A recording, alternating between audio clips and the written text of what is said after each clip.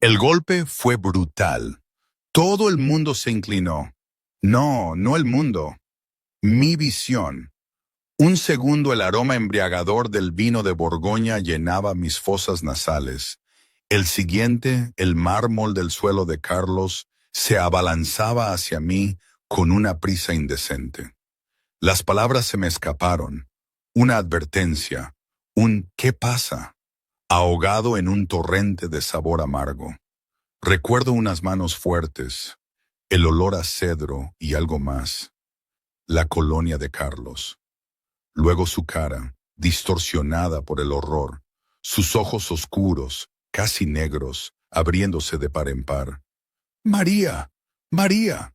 Su voz, tan profunda y controlada normalmente, ahora era un grito desesperado.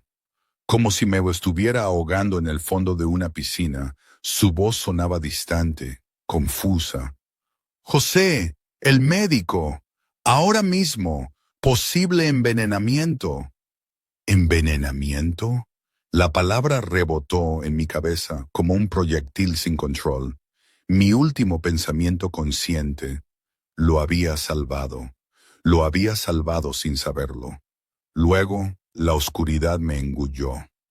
¿Cuánto tiempo estuve así? Horas, dicen. 16 horas. No me acuerdo bien de esa parte, claro. Mi mente saltaba, se enredaba. Era como si el tiempo hubiera bailado una jota sin mí. Lo primero que sentí al volver a ser consciente fue la suavidad de las sábanas de seda y el pitido rítmico de alguna máquina médica que confirmaba que mi corazón seguía latiendo. Y luego, una mano, la suya, apretando la mía con una ternura casi desesperada, como si fuera lo único que lo mantenía a flote en un mar embravecido. Abrí los ojos a regañadientes. El sol mañanero se filtraba por unas cortinas de gasa, bañando una habitación desconocida con una luz dorada y cálida. Carlos estaba ahí, despatarrado en una silla junto a la cama. Llevaba la misma ropa de la noche anterior, ahora arrugada y con alguna mancha. El pelo revuelto, la cara marcada por el cansancio. Tenía mi mano entre las suyas, y cuando mis dedos se movieron, su cabeza se levantó de golpe. «María», lo dijo como un aliento, un rezo. El alivio crudo en su voz me oprimió el pecho. «Gracias a Dios, estás despierta». «¿Qué ha pasado?» Mi voz salió rasposa, la garganta me quemaba. «Te envenenaron», soltó Carlos sin rodeos, su voz más plana que las mesas de la casa de subastas. «El vino. Alguien puso ricina en el Romanée Conti. Lo probaste y te desmayaste. Has estado 16 horas inconsciente». «Ricina. No soy médica. Mi conocimiento es limitado a los taninos y a los aromas de crianza, pero sabía que la ricina era mortal, que no tenía un antídoto real, que sobrevivir dependía de la cantidad que entraba en tu cuerpo y de lo rápido que recibías tratamiento». «Estoy viva», dije, aunque era innecesario, como si el obvio necesitara una validación. «A duras penas», respondió Carlos, y bajo el alivio noté una furia latente en su tono. «Mi médico dijo que si hubieras tragado un poco más, si hubiéramos tardado 10 minutos más en darte tratamiento, estarías muerta. Tal y como está, te sentirás fatal unos días». Me percaté de la vía intravenosa en mi brazo, de las náuseas persistentes en el estómago, de lo débil que se sentía mi cuerpo. La comprensión, fría y nítida como un hielo, hizo clic. «El veneno era para ti», dije. «Tú lo habrías bebido si yo no lo hubiera probado primero». «Sí», dijo Carlos, simplemente. «Me salvaste la vida, María. Haciendo tu trabajo, siendo tan cautelosa y profesional como siempre, me salvaste la vida». «¿Quién hizo esto?», pregunté, la voz apenas un susurro. «¿Quién intentó matarte?». La expresión de Carlos se volvió helada, peligrosa de una manera que nunca antes le había visto. «Tengo una idea muy clara. La familia Roldán. Llevan meses intentando meterse en mi territorio, y este sería su estilo. Silencioso, sofisticado, que pareciera un accidente. Un trágico caso de vino en mal estado. La familia Roldán. Había oído rumores sobre ellos, claro. Otra familia con influencia, con base en el barrio de Malasaña, o quizás en Carabanchel. Viejos rivales de la organización Genovesi. ¿Serían ellos los que habían puesto la botella en la subasta? Eso es lo que voy a averiguar, dijo Carlos con sombrío. Pero primero, necesitas entender algo. Ellos saben que el intento de asesinato falló. Puede que no sepan que tú probaste el vino. Quizás piensen que sobreviví porque fui cuidadoso o tuve suerte, pero van a intentarlo de nuevo. Y si se enteran de ti, si se dan cuenta de que estás conectada a mí, te conviertes en un objetivo. El miedo me atravesó el pecho, frío como un chorro de agua helada. ¿Qué estás diciendo? Estoy diciendo que no puedes ir a casa, no hasta que haya resuelto esta amenaza. Necesitas quedarte aquí, bajo mi protección, donde puedo mantenerte a salvo. Carlos me apretó la mano. Por favor, María. Sé que no tengo derecho a pedirlo. Sé que esto no era lo que habías firmado cuando aceptaste autenticar vinos para mí.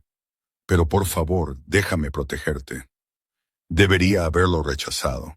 Debería haber insistido en volver a mi apartamento de Malasaña, en llamar a la policía, en hacer cualquier cosa que no fuera quedarme en el ático de un capo mientras él libraba una guerra contra una familia rival. Pero miré a Carlos, a la preocupación desesperada en sus dos ojos oscuros, a la forma en que me sostenía la mano como si fuera algo infinitamente precioso, y me encontré asintiendo. Vale, susurré, me quedaré. El alivio que inundó la expresión de Carlos fue casi doloroso de presenciar. Gracias, dijo con voz ronca. Te lo juro, María. No dejaré que te pase nada más. Estás bajo mi protección ahora, y eso significa algo. Nadie te toca. Nadie.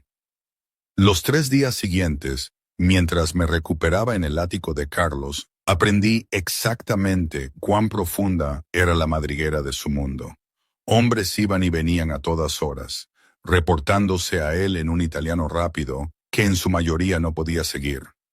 Captaba palabras aquí y allá, suficiente para entender que estaba coordinando una respuesta al ataque de la familia Roldán, reuniendo información, preparándose para la represalia. Me había trasladado a su habitación de invitados, respetando mi espacio, a pesar de que la tensión entre nosotros había aumentado a niveles casi insoportables. Cada vez que me visitaba, que era con frecuencia, el aire se cargaba con todo lo que habíamos dejado sin decir durante 2 años. A veces, por la noche, cuando no podía conciliar el sueño en esa cama gigantesca, mi mente divagaba. Pensaba en mi padre, en cómo me enseñó a distinguir el corcho de roble del sintético, a oler la edad de un vino antes de verlo. Siempre decía, María, confía en tus sentidos, pero más aún en tu instinto, y no dejes que el brillo te ciegue. Él se refería a los mercaderes deshonestos en las subastas, a las etiquetas falsas, pero ahora lo entendía de otra manera.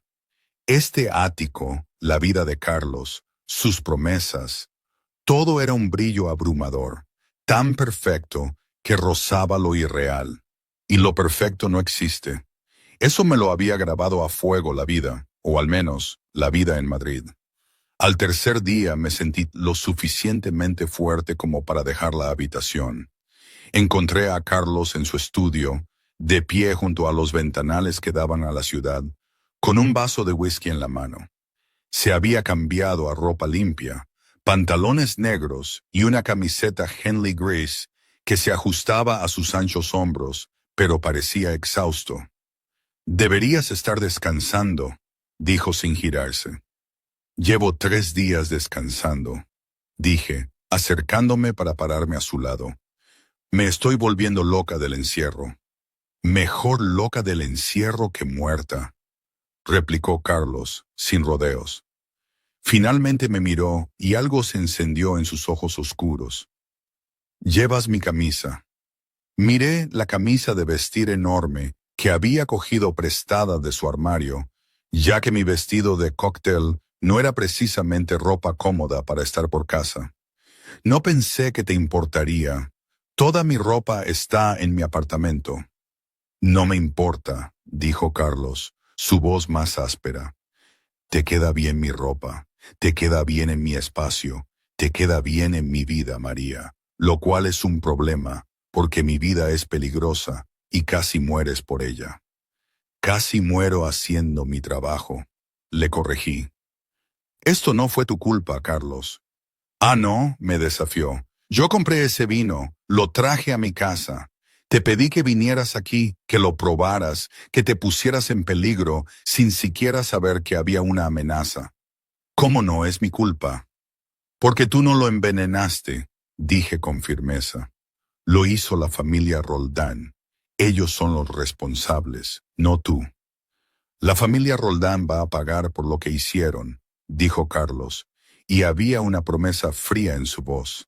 Voy a desmantelar su operación pieza por pieza. Voy a asegurarme de que entiendan que intentar matarme es una cosa, pero herir a una mujer inocente que trabaja para mí es imperdonable. No soy inocente, dije en voz baja. He sabido lo que eres durante 2 años, Carlos. He sabido que estás involucrado en el crimen organizado, que diriges un imperio construido sobre cosas que no son precisamente legales. Tomé la decisión de seguir trabajando para ti de todos modos. Eso no es inocencia, es una decisión consciente. Carlos se giró para enfrentarme por completo, dejando su vaso de whisky. ¿Por qué tomaste esa decisión? Podrías haberte ido después de esa primera autenticación. Podrías haber rechazado mis llamadas, pero seguías volviendo. ¿Por qué? Tú sabes por qué, dije, mi corazón latiéndome con fuerza. Quiero oírtelo decir. Porque quería verte, admití, las palabras saliendo a borbotones después de 2 años de contenerlas. Porque cada vez que llamabas, me emocionaba, porque pasé 2 años esperando nuestras sesiones, a la forma en que me mirabas, a la tensión entre nosotros que ninguno de los dos quería reconocer. Porque en algún momento me enamoré de ti, Carlos, incluso sabiendo lo que eres, quizás por lo que eres. El aire entre nosotros se sentía eléctrico. Carlos acortó la distancia entre nosotros en 2 zancadas. Sus manos se levantaron para enmarcar mi cara con una delicadeza que desmentía su peligrosa reputación. Te he deseado desde el momento en que te vi en aquella subasta, dijo Carlos, su voz baja e intensa. Pero trabajabas para mí, y tengo reglas sobre no cruzar esas líneas. Pasé 2 años manteniendo la distancia profesional, tratándote con respeto, sin actuar sobre las cosas que quería hacer cada vez que entrabas en una habitación. Y luego casi te mueres en mis brazos. Y me di cuenta de que las reglas no significan nada si no estás vivo para proteger. ¿Qué estás diciendo? Susurré, aunque creía saberlo. Estoy diciendo que te amo, dijo Carlos, simplemente. Estoy diciendo que he estado enamorado de ti más tiempo del que quiero admitir. Estoy diciendo que verte desmayarte, pensando que te había perdido antes de tenerte de verdad, fue el peor momento de mi vida. Y estoy diciendo que si quieres esto, si me quieres a mí a pesar del peligro y la oscuridad y todo lo que viene con mi mundo, entonces soy tuyo por completo. Mi respuesta fue tirarlo hacia mí y besarlo. Fue todo lo que 2 años de tensión habían prometido, y más. Carlos besaba como hacía todo lo demás, con concentración e intensidad y un hambre apenas contenida. Sus manos se mantuvieron suaves en mi cara, incluso cuando el beso se profundizó, incluso cuando me pegué más y abrí la boca para dejarlo entrar. Podía saborear el whisky en su lengua, sentir el ligero roce de su barba incipiente contra mi mandíbula, sentir las duras curvas de su cuerpo contra las mías. Cuando finalmente nos separamos, ambos jadeando, Carlos apoyó su frente contra la mía. «Dime que pare», murmuró. «Dime que necesitas más tiempo para recuperarte, que esto es demasiado rápido, y me iré. Volveré a mantener mi distancia hasta que estés lista». «No te atrevas», dije con ferocidad. «He esperado 2 años por esto. No voy a esperar más». Carlos hizo un sonido gutural y me besó de nuevo, más fuerte esta vez, con menos moderación.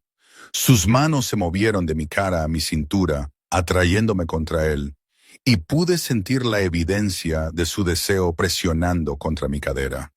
Nunca había estado tan segura de nada en mi vida.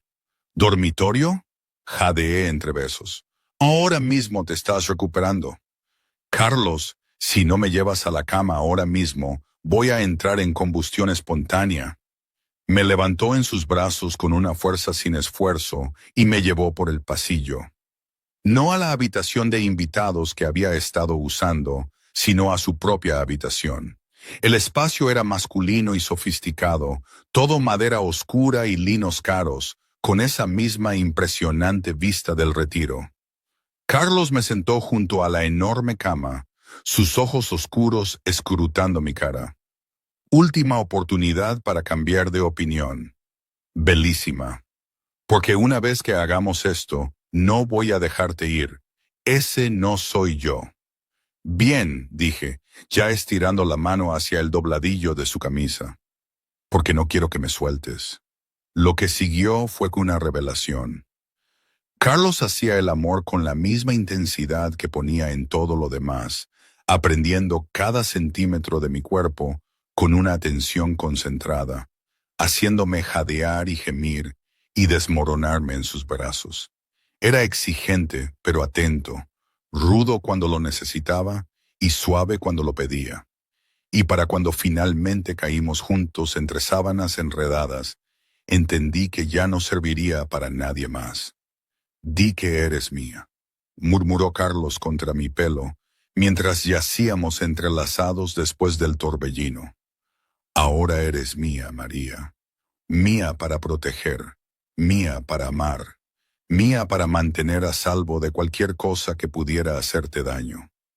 Nos quedamos en la oscuridad un rato, los dedos de Carlos trazando patrones distraídos en mi hombro desnudo. Mi cabeza descansaba en su pecho, donde podía oír el latido constante de su corazón. Se sentía irreal estar aquí con él así, después de 2 años de cuidadosa distancia y límites profesionales. «Dime algo que nadie más sepa», dije en voz baja. «Algo real». Carlos estuvo en silencio por un largo momento, su mano inmóvil sobre mi piel. «Tengo pesadillas con la muerte de mi padre. Casi todas las noches», finalmente dijo. «Yo estaba allí cuando ocurrió. Lo vi desangrarse en mis brazos mientras sus asesinos escapaban. Tenía 29 años. Todavía estaba aprendiendo el negocio, no estaba preparado para liderar. Y en esos sueños, siempre soy demasiado lento, siempre demasiado débil, siempre fracasando en salvarlo». Levanté la cabeza para mirarlo, viendo una vulnerabilidad en esos ojos oscuros que nunca mostraba al mundo. Era solo un chico, lanzado a circunstancias imposibles. Eso no fue un fracaso, Carlos. Eso fue supervivencia.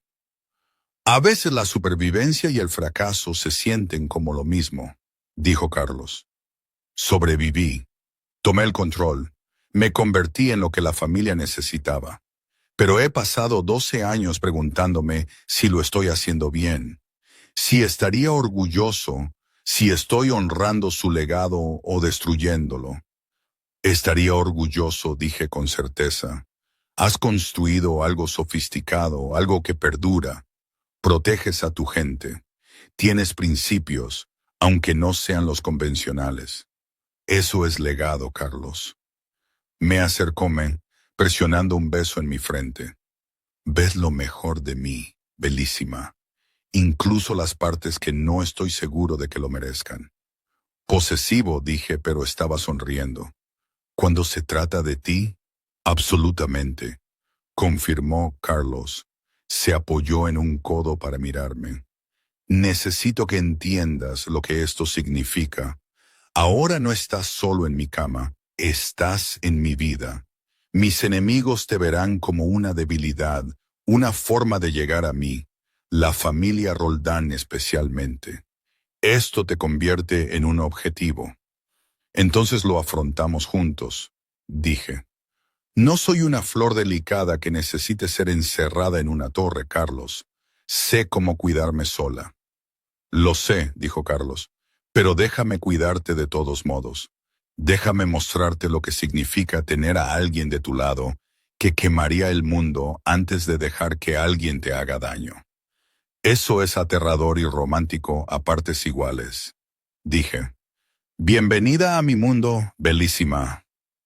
Durante el mes siguiente, mi vida se transformó por completo. Me mudé al ático de Carlos oficialmente, no solo como una invitada temporal, sino como su pareja, su amante, la mujer que de alguna manera había capturado el corazón del hombre más peligroso de Madrid. Mi negocio de autenticación de vinos continuó, pero ahora con la protección implícita del nombre Genovesi, lo que abría puertas que antes habían estado cerradas y hacía que ciertos clientes de repente estuvieran muy ansiosos por trabajar conmigo. Carlos era atento y posesivo a partes iguales. Siempre quería saber dónde estaba. Siempre se aseguraba de que tuviera seguridad cuando salía del ático. Me di cuenta de que no me importaba. Después de años de estar sola, de ser independiente por necesidad más que por elección, tener a alguien que se preocupara tan profundamente por mi seguridad se sentía como un regalo.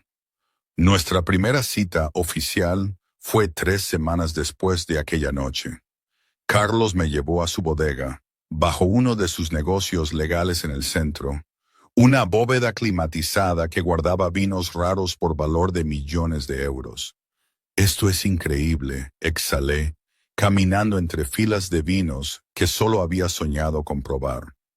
Algunas de estas botellas eran piezas de museo. Quiero que gestiones esta colección, dijo Carlos. No solo que autentiques, sino que la cures.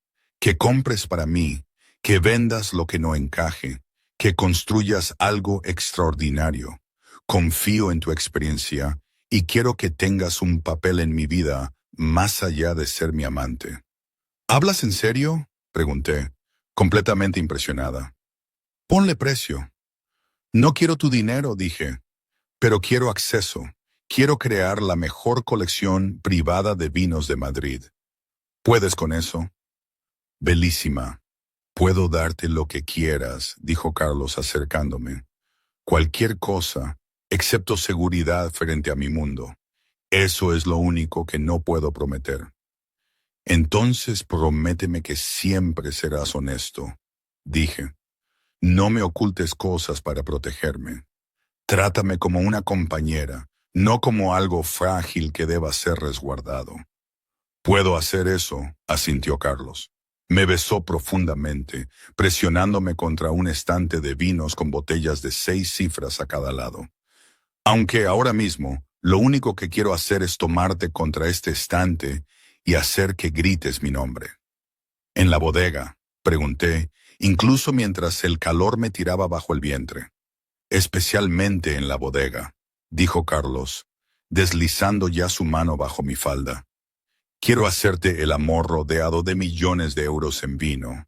Quiero oírte gemir mientras estás apretada contra botellas que valen más de lo que la mayoría de la gente gana en un año. Eso es obsceno, jadeé mientras sus dedos encontraban mi centro. Eso somos nosotros, dijo Carlos y procedió a cumplir su promesa. Aquí tengo que hacer un inciso, parar la narrativa, aunque sea un instante. Porque de verdad, pensar en todo esto ahora ¿No es una completa locura? Me refiero, ¿quién se enamora de un tipo al que casi envenenan y que resulta ser, bueno, lo que es? En mi vida de antes, la de María Cruz, la experta en vinos, esto era impensable. No encajaba en ninguna de mis categorías. Era como un vino con una denominación de origen totalmente nueva, una que desafía todas las reglas. Una parte de mí, la parte que estudió en la escuela y siempre buscó la lógica, seguía gritando que no tenía sentido, que era peligroso, insensato. Pero otra parte, esa que él había despertado, esa que se sentía tan viva y tan intensamente vista por él, ¿sabéis? Esa parte solo quería más. Quería el caos, la intensidad, la protección inquebrantable. Era una contradicción andante y a la vez se sentía extrañamente correcto, como un maridaje improbable que contra todo pronóstico funciona a la perfección. Una locura, ¿no creéis? Pero ahí estaba yo, y aquí sigo.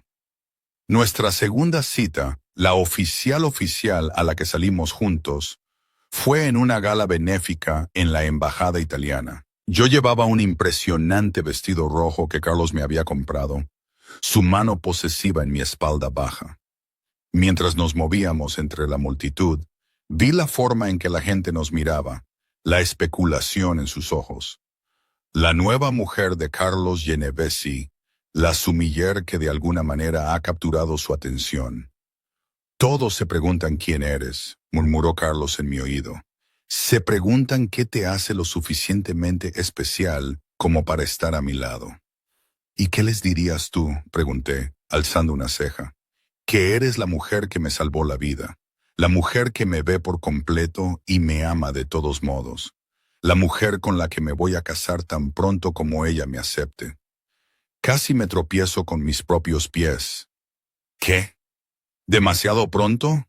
Preguntó Carlos, divertido. Nos conocemos desde hace 2 años, belísima. Te he deseado todo este tiempo. Ahora que te tengo, no voy a soltarte. Así que sí, me casaré contigo, eventualmente, cuando estés lista. Estás loco, dije, pero mi corazón latía con emoción en lugar de miedo. ¿Por ti? Absolutamente. Pero nuestra felicidad se vio interrumpida 2 días después, cuando la familia Roldán hizo su segundo movimiento. Yo estaba en mi pequeña oficina de Malasaña, examinando una colección que un nuevo cliente quería autenticar, cuando la puerta se abrió de golpe y 3 hombres entraron a la fuerza. Reconocí la amenaza de inmediato. Mi mano se dirigió al botón del pánico que Carlos había instalado bajo mi escritorio. Pero antes de que pudiera presionarlo, uno de los hombres me agarró, tirándome del escritorio. María Cruz, dijo el hombre, la bonita experta en vinos de Don Genovesi, te vienes con nosotros. Ni en sueños, dije, y le clavé la rodilla en la entrepierna con todas mis fuerzas. El hombre se dobló maldiciendo y corrí hacia la puerta. Casi lo logré antes de que otro atacante me agarrara por detrás. Luché, grité, arañé, usando cada técnica de defensa personal que había aprendido creciendo en Madrid. Oí disparos, sentí al hombre que me sostenía sacudirse y caer, arrastrándome con él. Luego, los hombres de Carlos estaban allí, su equipo de seguridad que había estado vigilando mi edificio. Más disparos, me cubrí la cabeza e intenté hacerme pequeña. Alguien gritaba en italiano. Cristales rotos. Luego, unas manos fuertes me levantaron y vi la cara de José, la mano derecha de Carlos. ¿Estás herida? Preguntó José, con la voz dura por la tensión. No, estoy bien, solo un corte. Miré y vi sangre en mi brazo, un corte de cristales rotos, pero nada grave. ¿Dónde está Carlos? De camino. Vamos, tenemos que sacarte de aquí. Me llevaron a toda prisa por la salida trasera a un SUV que esperaba. Mi corazón latía con fuerza, la adrenalina me hacía temblar. Habían intentado secuestrarme. La familia Roldán había intentado secuestrarme para llegar a Carlos. Carlos me esperaba en el ático cuando llegamos, y la furia en su rostro era aterradora. Pero cuando me vio, cuando cruzó la habitación y me atrajo a sus brazos, la furia se derritió en un alivio desesperado. ¿Te hicieron daño?, me exigió, manteniéndome a distancia para examinarme en busca de heridas. José dijo que había sangre. Solo un corte de cristal, le aseguré. Estoy bien, Carlos. Tus hombres llegaron a tiempo.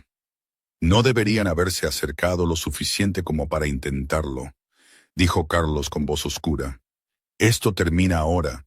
La familia Roldán quiere guerra. Tendrán guerra. ¿Qué vas a hacer?, pregunté, aunque temía saberlo. Lo que debía haber hecho hace semanas, eliminar la amenaza por completo. Carlos me acarició la cara suavemente a pesar de la violencia en su voz.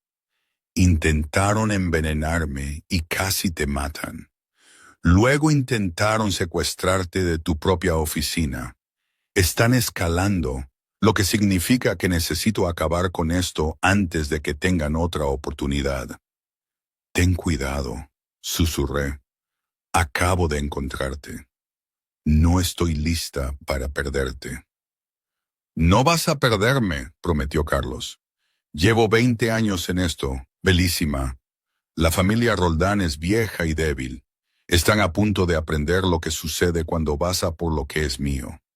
Se fue aquella noche con 20 de sus mejores hombres. Yo pasé por el ático como un animal enjaulado, incapaz de dormir, incapaz de hacer nada más que preocuparme. José se quedó conmigo, haciendo guardia, aunque la seguridad del ático era impenetrable. José estaba sentado en un sofá, en silencio, y aunque no me miraba directamente, sabía que estaba atento a mí. Me pregunto qué pensaría él de todo esto, de Carlos, de mí, de esta vida tan descabellada. Más tarde, mucho más tarde, cuando la noche se había tragado casi la mitad de la madrugada, y yo ya había desgastado una senda en la alfombra de 1.000.000 de euros, José se aclaró la garganta. Su voz era grave, calmada. Él estará bien. Conozco a Carlos desde que éramos adolescentes. No toma riesgos innecesarios. Todo esto es un riesgo innecesario, dije, con la voz tensa. Va a la guerra con otra familia por mí. Va a la guerra porque intentaron matarlo, corrigió José, su mirada ahora fija en el perfil nocturno de Madrid. Tú solo eres la razón por la que lo va a terminar, en lugar de dejar que se arrastre. Antes de ti, podría haberse conformado con un punto muerto. Ahora tiene algo que proteger, a alguien a quien regresar. Eso lo hace más peligroso, no menos. Quería preguntar más, pero mi teléfono vibró. Carlos. Una palabra. Hecho. Regresó a casa a las 4 de la madrugada. Sangre en los nudillos, pero por lo demás ileso. Me lancé a sus brazos, y él me atrapó, abrazándome con fuerza mientras yo temblaba de alivio. Se acabó, dijo Carlos en mi pelo. Don Carlos Roldán está muerto. Sus lugartenientes están dispersos. La familia se desmoronará en una semana. Estás a salvo, María. Nadie más vendrá por ti. ¿Tú? No pude terminar la pregunta. ¿Lo maté yo mismo? Sí. Carlos se apartó para mirarme. ¿Eso te asusta? ¿Saber que soy capaz de eso cambia lo que sientes? Lo pensé honestamente. Carlos había matado a un hombre aquella noche. Probablemente había matado a varios. Había ido a la guerra por mí. Había eliminado amenazas. Había hecho cosas terribles para mantenerme a salvo. Y debería estar horrorizada. Debería estar corriendo hacia la puerta y nunca mirar atrás. En cambio, lo atraje para un beso feroz. Gracias, Susurré contra su boca. Gracias por protegerme. Gracias por volver. Gracias por ser alguien que quemaría el mundo antes de dejar que alguien me hiciera daño. Siempre, prometió Carlos. El resto de mi vida. Bellísima. Eres mía, y protejo lo que es mío. Hicimos el amor esa noche con una intensidad desesperada, reafirmando que ambos estábamos vivos, ambos a salvo, ambos juntos. Y cuando me quedé dormida en los brazos de Carlos, me sentí más segura de lo que jamás había estado en mi vida. 2 meses después del envenenamiento, Carlos me llevó de vuelta a la casa de subastas en Sorena, donde nos habíamos conocido. Estaba confundida cuando insistió en que asistiéramos a lo que parecía una subasta de vinos rutinaria. Aún más confundida cuando pujó 200.000 euros por un lote que yo sabía que estaba sobrevalorado. ¿Por qué compraste eso?, pregunté mientras nos dirigíamos a la sala de visualización privada, donde las compras de alto valor podían examinarse antes de tomar posesión. No compré el vino, dijo Carlos. Compré el momento. Ven aquí. Me llevó a la mesa donde su compra estaba expuesta sobre terciopelo. Pero cuando miré más de cerca, vi que la botella no era vino en absoluto. Era un atrezo. Y dentro, anidado donde debería estar el vino, había una caja de anillo.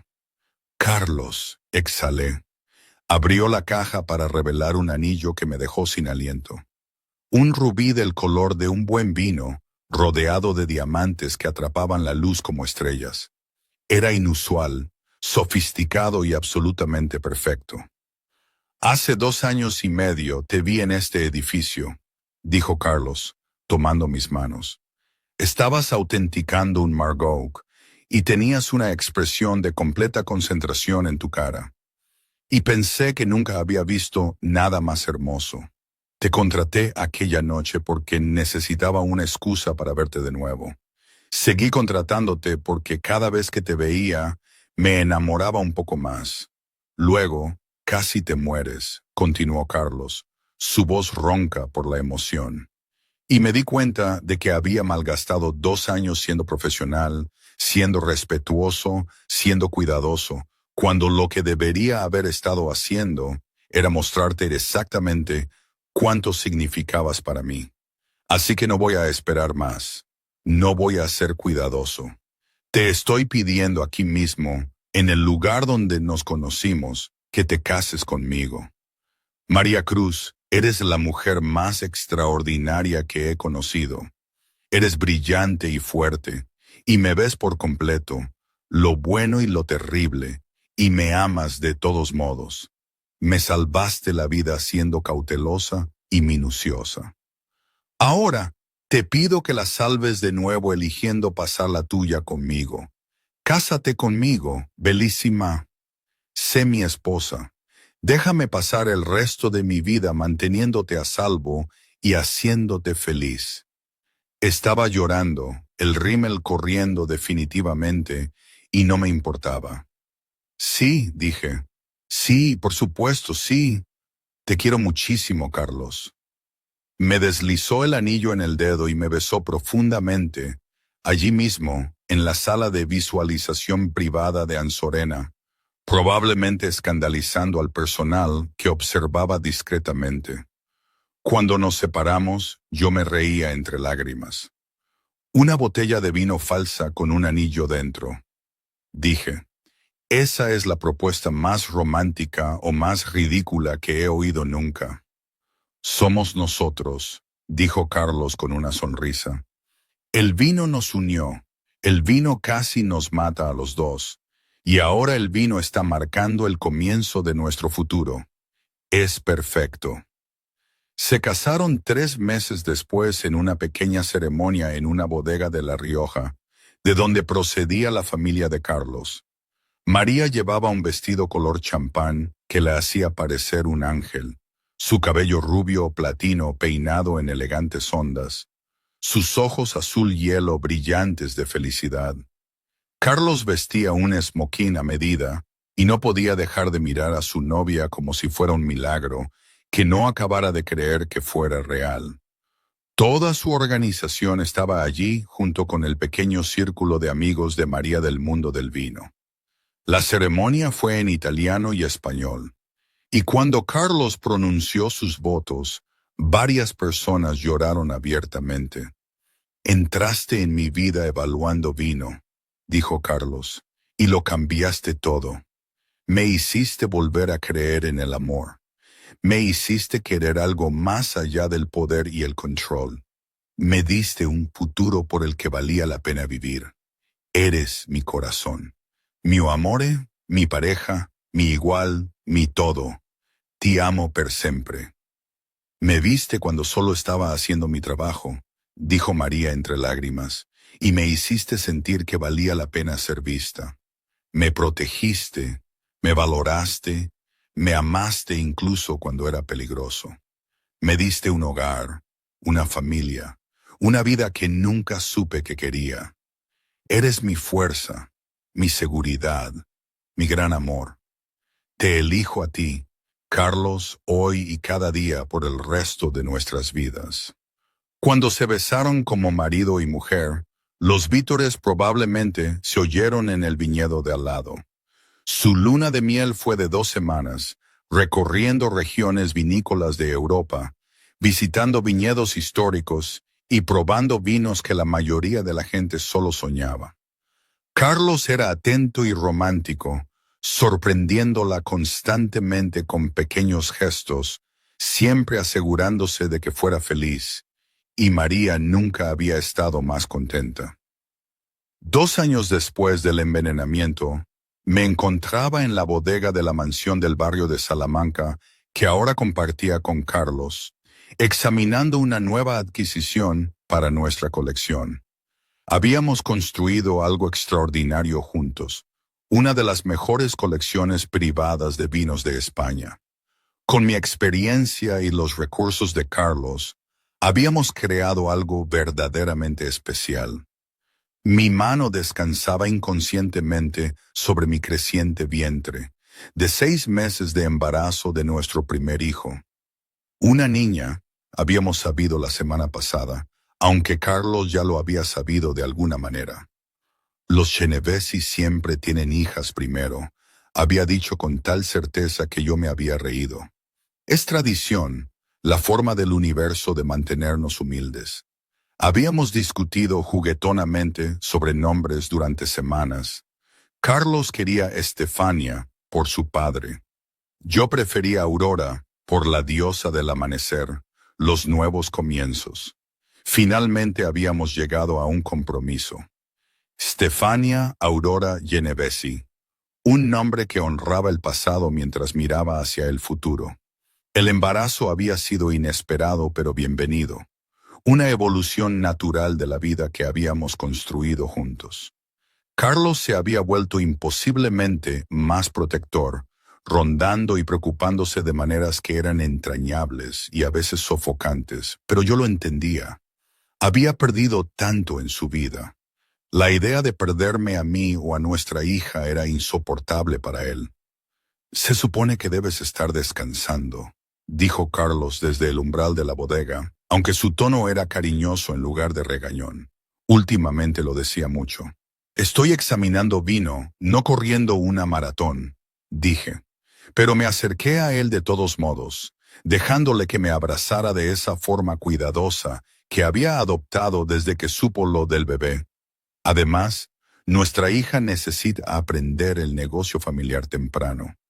Nuestra hija va a ser mimada más allá de lo razonable, dijo Carlos, su mano uniéndose a la mía en mi vientre, y protegida como las joyas de la corona, y espero que no herede mi temperamento o tu terquedad. Definitivamente va a heredar mi terquedad, dije. Alguien tiene que ponerte en línea. Pero de lo que más orgullosa estaba no era de la colección en sí, era de lo que habíamos construido juntos. Una vida, una sociedad, un amor que había sobrevivido al envenenamiento y a los intentos de secuestro y a la oscuridad del mundo de Carlos. La puerta de la bodega se abrió y Carlos apareció, todavía con el traje del negocio que había manejado ese día. Sonrió al verme, esa sonrisa especial que solo reservaba para mí, y cruzó el espacio para abrazarme. ¿Has encontrado algo interesante?, preguntó, presionando un beso en mi sien. Un Chihuahua Blanc de 1947 que creo que es auténtico, dije. Pero necesito probarlo para estar segura. Entonces vamos a probarlo juntos, dijo Carlos. Pero esta vez yo pruebo primero. Se había convertido en nuestro ritual. Cada vino que abríamos, Carlos lo probaba primero. Su forma de asegurarse de que nada volviera a amenazarme. Al principio había discutido, pero había llegado a comprender que era su forma de mostrar amor, de protegerme, de asegurarse de que la historia nunca se repitiera. Abrimos la botella juntos, Carlos sirviendo 2 copas con facilidad. Él probó primero, su paladar sofisticado identificando de inmediato notas y características. Luego yo probé, mi experiencia profesional confirmando la autenticidad. Es real, dije, y es magnífico. No tan magnífico como tú, dijo Carlos, abrazándome. Sabes que te amo, ¿verdad? Cada día más que el día anterior. Lo sé, dije, poniéndome de puntillas para besarle. Yo también te amo. Mi peligroso protector, coleccionista de vinos y esposo capo. Tu esposo que haría cualquier cosa por ti, corrigió Carlos, que quemaría cada colección de vinos del mundo si eso significara mantenerte a salvo. Menos mal que no tienes que hacerlo, dije, porque estoy exactamente donde quiero estar, contigo, rodeada de vinos increíbles, viviendo una vida que nunca imaginé. A veces las mejores cosas vienen de los peores momentos, dijo Carlos pensativo.